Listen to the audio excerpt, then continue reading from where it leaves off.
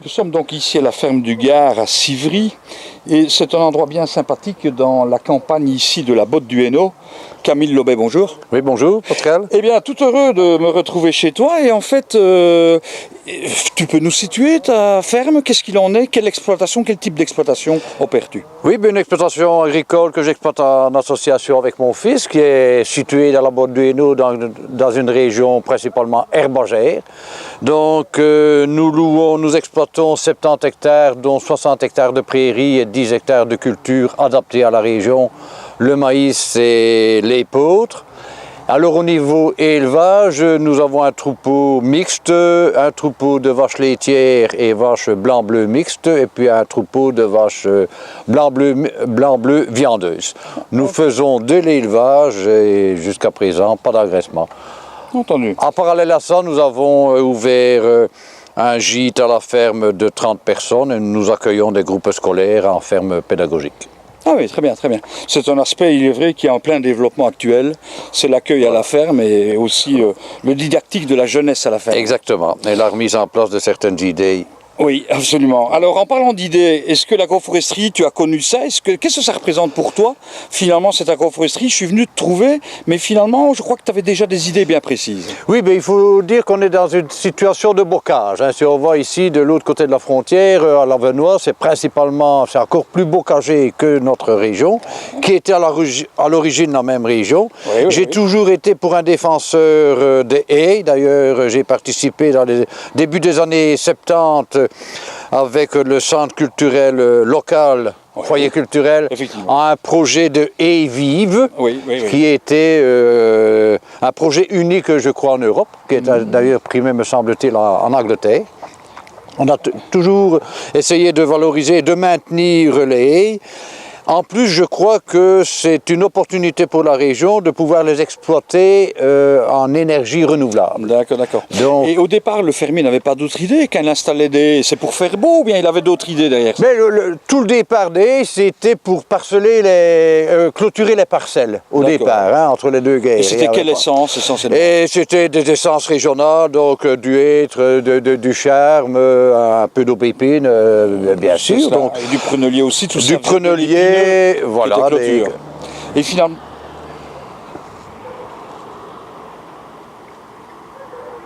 Prenez les essences, si oui. vous voulez bien. Quelle essence il y avait dans ces finalement? Les essences régionales, donc des feuillus, du hêtre, du charme, un peu d'aubépine, des ronces, qui faisaient la variété des haies et la richesse des haies. Entendu. Et on les entretenait, ces... De toute façon, c'est une obligation d'entretenir les haies qui sont à proximité des routes. Les haies à l'intérieur des parcelles, on les entretient ou on les laisse pousser en tétard ou on les entretient régulièrement. Effectivement. Alors, il est vrai, ici, on voit le parterre agricole avec des arbres épars aussi, de ci, de là. Mais chez toi, finalement, on s'est rendu compte qu'il y avait moyen encore d'améliorer. On pouvait faire 2-3 projets ici sur la ferme et on a réfléchi ensemble et tu nous as fait des propositions d'ailleurs. C'est ça, j'avais déjà commencé toute une série de plantations, mais pour embellir le coin, je vais dire. Oui. Et alors ici, comme grâce au GAL et au projet agroforesterie du GAL de la Botte du Hainaut, j'ai eu l'opportunité par ton entremise de pouvoir développer des projets. Et il me semblait intéressant d'en faire peut-être un projet pilote pour montrer aux autres agriculteurs ce qu'il est possible de faire, sans trop déranger, je vais dire, l'exploitation du terrain, tout en valorisant des espèces locales. C'est pour ça d'ailleurs qu'on a conçu ensemble une vitrine, et d'abord derrière la maison, tu avais quelques fruitiers, mais tu étais demandeur de nouvelles variétés. Exactement, donc je crois qu'il est utile aussi de pouvoir produire le plus possible soi-même, dont ses fruits. Absolument.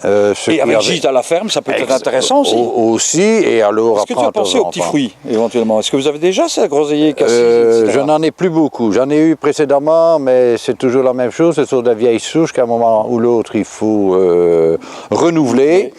Mais je crois que l'idée des confitures grand-mère, comme on dit, est revenue à la mode. Absolument. J'en ai fait moi-même cette année. Voilà. Donc c'est tout dire. Oui. Bon, alors, d'autre part, on a ici en face, il y a un grand étable, grand hangar, et là, il y a un autre projet qui est en préparation, là.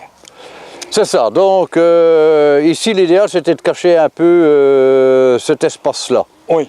Et puis on a un espace qui peut contenir aussi des arbres plus pour peut-être D'accord. valoriser mes petits-enfants. C'est d'ailleurs ici, on vient d'en installer un, on a un alignement ici nord-sud, et c'était l'idée de plantation d'alignements qui sont des feuillus précieux. Alors, tu voulais effectivement le merisier, on t'a apporté l'idée de l'alisier, et le noyer, on va le recevoir aussi. Oui. Et là, c'est vraiment pour opérer du bois précieux, donc c'est un réflexe patrimonial peut-être aussi. Aussi, oui, à long terme. Il faut avoir des projets à court terme, moyen terme et long terme. Si les petits fruits, ça donne l'année d'après, on voit vraiment le rideau 3-4 ans après, et ici, ça sera peut-être mes petits-enfants qui en profiteront. Dis, Camille, tu vas avoir des bêtes ici. Moi, j'ai mis une protection ici chevreuil, ça va pas aller. Non, mais ça, on va... Alors, on va demain opérer des protections de la sorte, et là, il va falloir mettre quelque chose de costaud. Combien ça pèse, un blanc-bleu belge? Oh, ça va jusque des taureaux d'une tonne, c'est... Une tonne? Une tonne, des vaches de 700-800 kilos à l'heure actuelle, c'est normal, c'est tout courant, donc... Parce qu'on a bien des cervidés, le cerf, qui fait 150 kilos en forêt. Lui, ici, avec 2 piquets, on maintient un Triursus. Toi, ici, on va mettre 4 piquets, là, je pense. 4 piquets, et puis s'il faut, on mettra la clôture électrique alentour. Hein. Et là aussi, c'était bon. Tu n'as pas de projet en bois énergie finalement ici, au sein de ton exploitation? Si, donc je suis en train de réaménager dans un ancien fenil, une salle pédagogique pour accueillir les enfants. J'ai un gîte de grande capacité mais qui est chauffé par une chaudière mazout. Et je voudrais bien installer une chaudière en bois déchiqueté. Et donc profiter de mes haies, comme j'ai été voir il n'y a pas tellement longtemps en France, un agriculteur qui se chauffe uniquement avec les déchets de ses haies, 700 mètres de haies, mais des assez hautes, par an, il parvient à chauffer et même faire la litière de son jeune bétail avec le bois déchiqueté. Et sa chaudière tourne toute l'année, il a son eau chaude tant qu'il veut, donc je crois que c'est une source d'énergie qu'il va falloir valoriser dans la région. Je crois que Camille, le train est en marche. On a eu la foire de Libramont. Il est vrai qu'on a eu un colloque qui a plaidé pour l'agroforesterie.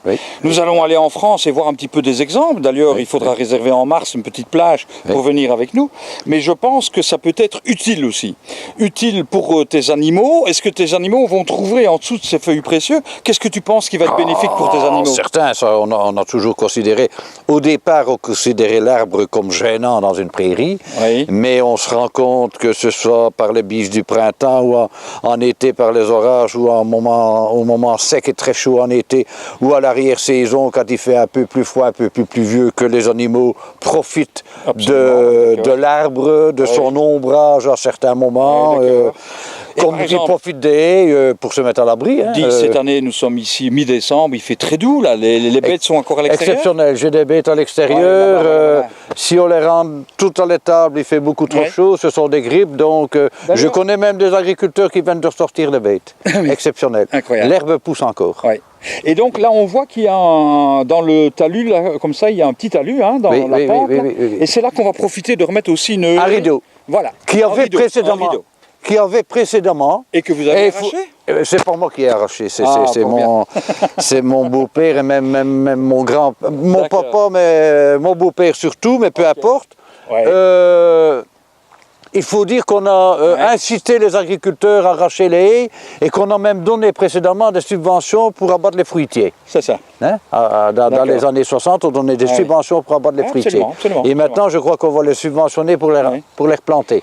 Tu as déjà idée avec ces arbres et ces haies, dernière question, quand tu vas recevoir des groupes ici de jeunes, scolaires, etc., tu as déjà idée que tu vas développer une sensibilisation vers les jeunes à propos de ces plantations? Oui, et je fais déjà un peu ce travail-là. J'ai toute une série d'arbres alentour de mon parc à daims, parce que j'ai quelques daims, c'est vrai, j'ai vu avec pas mal de variétés d'arbres, et je les apprends à reconnaître au moins 2 ou 3 variétés grâce à l'écorce ou aux feuilles.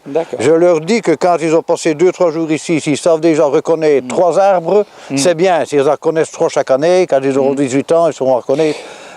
Pour terminer, ton étang ici, on a des boutures. Tu es d'accord? On met quelques boutures de saule. Oui, sans problème. On fera 2-3 têtards là-bas au bout et ici à l'entrée. Oui, sans problème. Tu penses remettre sous eau, ça? Oui, on doit rectifier la digue. Il y a eu un problème à l'aménagement, on n'a pas fait attention. Il doit y avoir un drain qui existe toujours et qui fait évacuer l'eau. Autrement, il y a une source, il y a toujours de l'eau Ouais, au bas, mais c'est toujours le temps qui manque et voilà, ça viendra. Parfait. Ça viendra. Eh bien Camille, merci. Il n'y a pas de quoi. Bon travail encore. À toi aussi, Impeccable. Pascal. Oui, Merci aussi. on va poursuivre. Merci.